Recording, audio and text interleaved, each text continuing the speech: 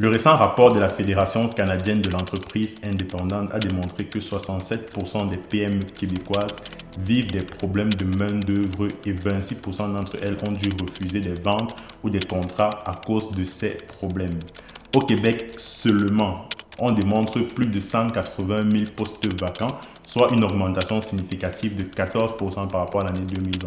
Le Conseil du patronat du Québec a relevé que 94% des entreprises disent avoir eu de la difficulté à embaucher du personnel. Les postes vacants forcent les entrepreneurs à chercher des employés et certains vont même jusqu'à se plier aux demandes absurdes des candidats. Alors, il s'agit là d'un poste du Grenier qui est un journal québécois qui date du 23 novembre 2021. Et le pire, c'est que la situation au Canada et au Québec en particulier ne s'est pas améliorée. On est aujourd'hui en mai 2022 et la pénurie de l'emploi au Québec et au Canada en plus général n'a jamais été aussi monstrueuse. Pour ceux qui ne savent pas c'est quoi la pénurie de l'emploi, en fait la pénurie de l'emploi c'est quand dans le marché de l'emploi, il y a énormément d'offres et beaucoup peu de demandes. C'est-à-dire qu'il y a beaucoup de postes à remplir et il y a très peu de demandes. Et actuellement au Québec, c'est ça qui se passe en fait. Et cette pénurie-là touche tous les secteurs d'activité. Que tu sois dans l'IT, que tu sois dans les métiers d'ingénierie, que tu sois même dans les petits boulots comme le McDo, que tu sois dans le montage vidéo, la pénurie de l'emploi touche tous ces secteurs-là. Et d'ailleurs même, c'est une pénurie qui a mis à mal mon entreprise. Il y a de cela quelques temps, j'avais fait une vidéo pour dire que j'avais perdu ma meilleure employée. Et entre temps, j'ai perdu mon second employé parce que il y a une pénurie de l'emploi. Ils ont été débauchés par des plus grosses boîtes.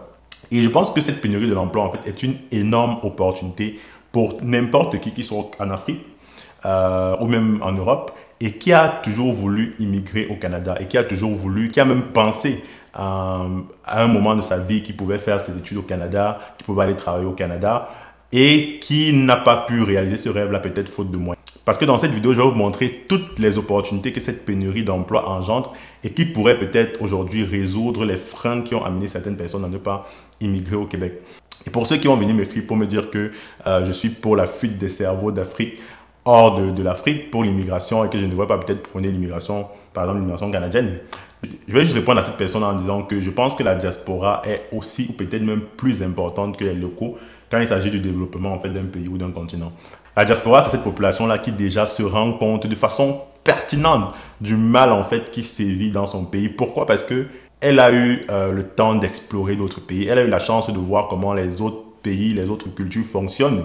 Et quand il y a quelque chose qui ne fonctionne pas dans son pays, elle réalise. C'est vrai qu'il y a beaucoup de personnes qui sont au Cameroun, qui sont en Côte d'Ivoire et qui vivent un mal, qui se disent que le pays ne fonctionne pas bien, qui vivent des maux au quotidien, etc. Mais je pense toujours que plus tu restes dans un système, plus tu t'habitues au système. Et en général, quand tu immigres, c'est l'occasion pour toi justement de te rendre de façon plus concrète du mal en fait. Alors rapidement, je me présente, je m'appelle Yvan, je vis au Canada. Je fais actuellement un PhD en intelligence artificielle dans le domaine de l'aéronautique. Et à côté de ça, je suis aussi entrepreneur, j'ai une entreprise en marketing digital. Alors sur cette chaîne, on parle de business, on parle de mindset, on parle d'études, on parle de comment combiner tes études avec ton business et comment peut-être la jeune génération qui vient après moi peut peut-être profiter des expériences que j'ai déjà eues pour avoir un meilleur parcours hors du Cameroun. Alors sans plus tarder, quelles sont les opportunités que cette crise d'emploi peut engendrer?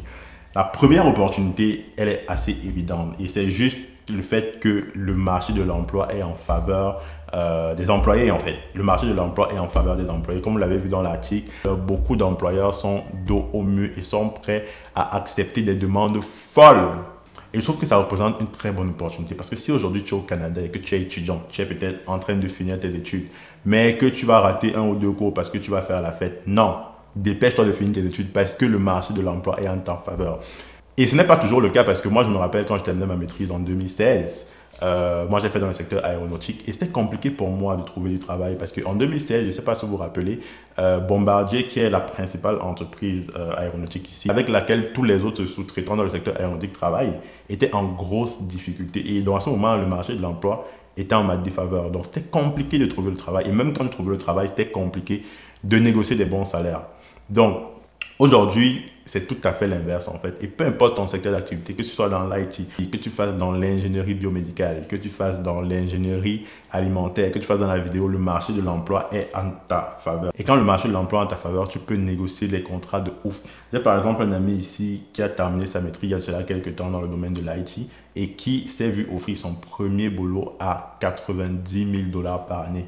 Là où il y a de cela 2 ans, c'était juste impossible en fait. Il y a de cela 2 ans, pour avoir un boulot comme ça, il fallait au moins 4 à 5 ans d'expérience. Mais aujourd'hui, quelqu'un qui sort juste de l'école, c'est vu offrir ça. Et là, je voudrais sonner la sonnette d'alarme parce qu'il y a beaucoup de personnes qui viennent au Canada, qui font des études et ils enchaînent des études en fait. C'est-à-dire que tu vas avoir quelqu'un qui a par exemple fait une maîtrise et il va aller tout de suite faire un doctorat sans passer par le milieu de l'embauche. Si tu es dans cette situation, je te dis, man, je sais que des fois, des raisons personnelles peuvent justifier ça, mais réfléchis vraiment à 2 fois parce que quand tu vas terminer ton doctorat, ce ne serait peut-être pas le meilleur moment pour trouver de l'emploi. Donc là, tu es dans une meilleure période. Je conseille vivement d'aller dans le marché de l'emploi. Et surtout que quand tu vas dans le marché de l'emploi rapidement, tu gagnes de l'argent rapidement, tu peux commencer à faire tes premières acquisitions. Le temps que tes maisons prennent de la valeur, que tes acquisitions prennent de la valeur, tu peux maintenant aller faire autre chose comme un doctorat, etc. Là où le contraire n'est pas forcément bénéficiaire, mais j'entrerai dans les détails dans une autre vidéo. Et pour terminer ce point, je voudrais dire que la situation est tellement grave que beaucoup d'employeurs sont en train de recruter directement à l'étranger. Énormément d'employeurs sont en train de recruter directement à l'étranger. Par exemple, il y a ce site-là qui s'appelle Talent Montréal Emploi, dans lequel vous pouvez voir plusieurs employeurs qui vont directement poster des offres d'embauche à l'étranger. Et j'ai justement une connaissance à moi qui a trouvé un emploi dans le développement web étant au Cameroun et qui s'est vu offrir un poste directement à 75 000 $ par année. Et l'entreprise va l'accompagner dans tout ce qui est démarche pour avoir les dossiers d'immigration en fait. Donc, même si tu es au Cameroun aujourd'hui et que tu fais dans les domaines de pointe, c'est vrai que ce n'est pas tous les domaines qui recrutent à l'étranger.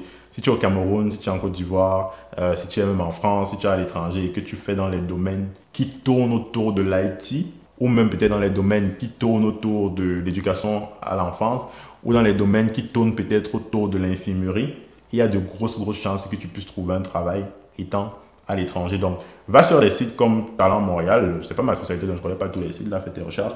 Va sur des sites comme Talent Montréal, je mettrai le lien de Talent Montréal en dessous de la description et cherche des postes qui pourraient matcher tes compétences. Et n'hésite pas parce que actuellement, je vais encore le dire, le marché est en ta faveur. Ok, la seconde opportunité concerne ceux qui n'ont pas encore, par exemple, de compétences et qui veulent se former.